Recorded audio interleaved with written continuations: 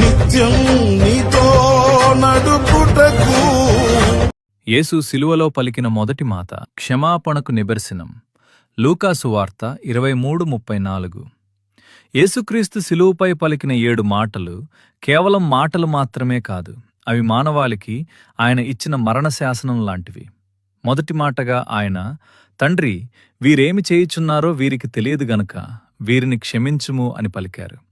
సాధారణంగా ఎవరైనా మరణశయ్యపై ఉన్నప్పుడు తమ ఆస్తుల గురించి లేదా కుటుంబం గురించి ఆలోచిస్తారు. కాని యేసు తనను చంపుతున్న శత్రువుల రక్షణ గురించి ఆలోచించారు. 1. అడగకముందే లభించిన క్షమాపణ. లోకంలో ఎవరైనా తప్పు చేసి క్షమించు అని అడిగితే మనం క్షమిస్తాం. కాని ఇక్కడ రోమా సైనికులు గాని పరిసయ్యులు గాని క్షమాపణ అడగలేదు.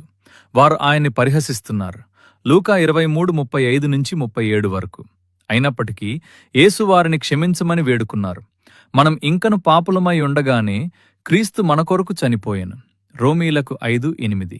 2. అజ్ఞానంలో చేసే పాపము. వీరేమి చేయుచున్నారో వీరికి తెలియదు అంటే వారు కేవలం ఒక మనిషిని చంపుతున్నామని అనుకుంటున్నారు. కాని వారు జీవాధిపతిని సిలువ వేస్తున్నారనే సంగతి వారికి తెలియదు. పాపం మనిషి మనోనేత్రాలను మూసివేస్తుంది.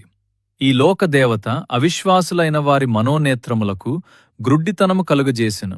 2 కొరింథీయులకు 4:4. 3. మధ్యవర్తిగా యేసు. యేసుక్రీస్తు శిలువపై కేవలం ఒక బాధితునిగా లేరు, ఆయన ఒక యాజకునిగా తండ్రికి పాపికి మధ్య నిలబడి విజ్ఞాపన చేస్తున్నారు.